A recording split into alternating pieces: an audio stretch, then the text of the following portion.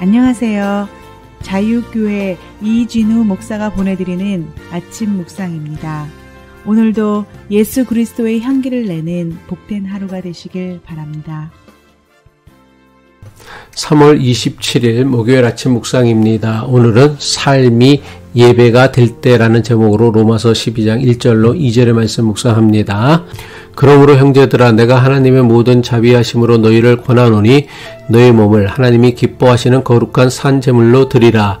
이는 너희가 드릴 영적 예배니라. 너희는 이 세대를 본받지 말고 오직 마음을 새롭게 함으로 변화를 받아 하나님의 선하시고 기뻐하시고 온전하신 뜻이 무엇인지 분별하도록 하라. 로마서는 1장부터 11장까지와 12장부터 16장까지로 크게 두 부분으로 나눌 수 있습니다. 로마서 1장부터 11장까지는 하나님께서 사람을 위해 하신 일을 기록한 말씀입니다. 죄의 권세에 빠진 인간을 구원하기 위해 하나님께서 무엇을 하셨고 어떻게 하셨는지에 대해 기록한 말씀입니다. 바울은 모든 인간의 구원을 위해 하나님께서 베푸신 사랑과 자비와 은혜와 신실하심이 이방인과 이스라엘의 관계 속에서 어떻게 드러나는지를 설명하였습니다. 그래서 로마서 1장부터 11장까지의 말씀은 구원의 도리라고 할 수도 있고 기독교 교리의 근간이라고도 할 수 있습니다. 하나님께서 우리의 구원을 위해 이렇게까지 하셨다면 이제는 무엇이 필요합니까? 하나님께서 하신 일에 대해 인간이 반응해야 합니다. 이것에 관해 설명하는 말씀이 바로 로마서 12장부터 16장까지의 말씀입니다. 그래서 바울은 그러므로라는 접속사를 사용하여 하나님께서 인간을 위해 하신 일들에 대해 우리가 어떻게 반응하며 살아야 하는가를 설명하고 있습니다. 로마서 12장 이후의 말씀을 살펴볼 때 늘 기억해야 할 것은 이것이 로마 교회 신앙 공동체에 보낸 편지라는 점입니다. 다시 말해 어느 특정 개인에게 보낸 것이 아니라 유대인과 이방인이라는 대단히 이질적인 종교 문화를 가진 두 집단으로 구성된 교회 공동체에 보낸 편지입니다. 따라서 로마서 12장 이하의 말씀을 해석하고 적용할 때는 공동체적 맥락에서 해석하고 적용해야 합니다. 오늘 묵상은 앞으로 살펴볼 로마서 12장 이하의 말씀에 대한 전체적인 개요를 살펴보는 것으로 대신합니다. 로마서 12장 1절과 2절의 말씀은 로마서 전반부인 1장부터 11장까지와 후반부인 12장부터 16장까지를 연결해주는 다리 역할을 하는 구절입니다. 하나님께서 우리를 위해 구원의 은총을 베푸셨으니 우리는 마땅히 하나님의 은총에 대해 반응을 해야 합니다.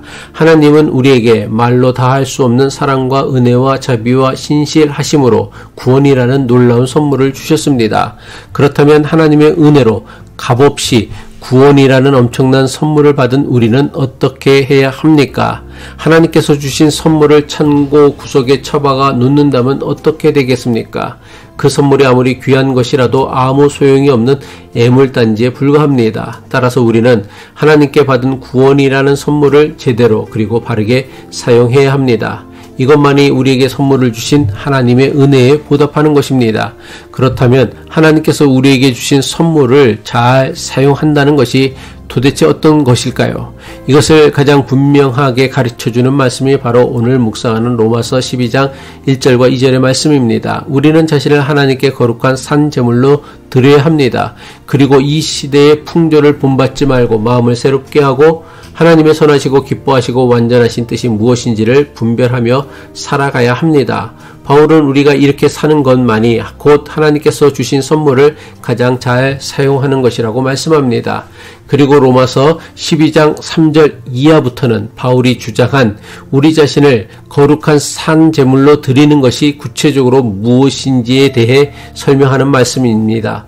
로마서 12장 3절부터 8절까지는 교회를 몸과 지체로 비유합니다. 각자 맡은 역할이 다르며 자신이 맡은 역할을 성실하게 수행할 것을 권면합니다.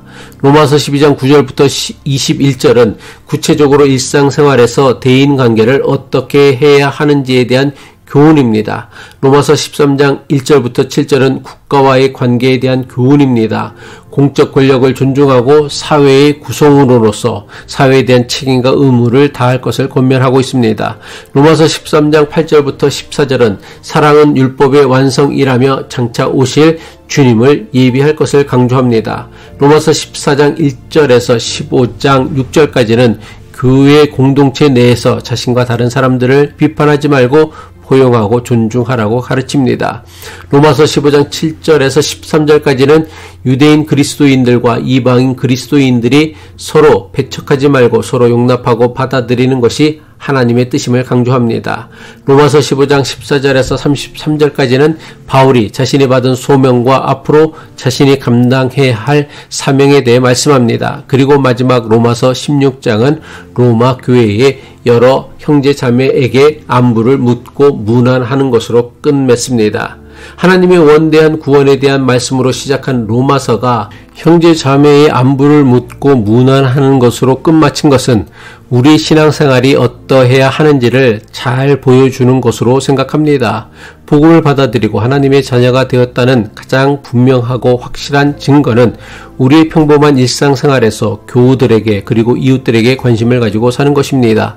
구원받은 하나님의 자녀로 사는 것을 대단하고 거창한 것으로만 생각하지 말아야 합니다. 교우나 이웃이 어려운 일을 겪으면 도와주고 웃을 일이 있으면 같이 웃고 슬퍼할 일이 있으면 같이 슬퍼하는 것만으로도 충분합니다. 기도하겠습니다. 구원의 하나님 아버지, 주님이 주신 사랑으로 값없이 받은 구원의 은혜를 기억하게 하시고 우리의 몸과 마음을 거룩한 산제물로 드리는 삶이 되게 하옵소서. 이 시대의 풍조를 따르지 않도록 지혜를 주시고 하나님의 선하시고 기뻐하시며 완전하신 뜻을 분별하여 서로에게 관심을 기울이고 사랑을 실천하는 공동체가 되게 하옵소서. 예수 그리스도의 이름으로 기도합니다.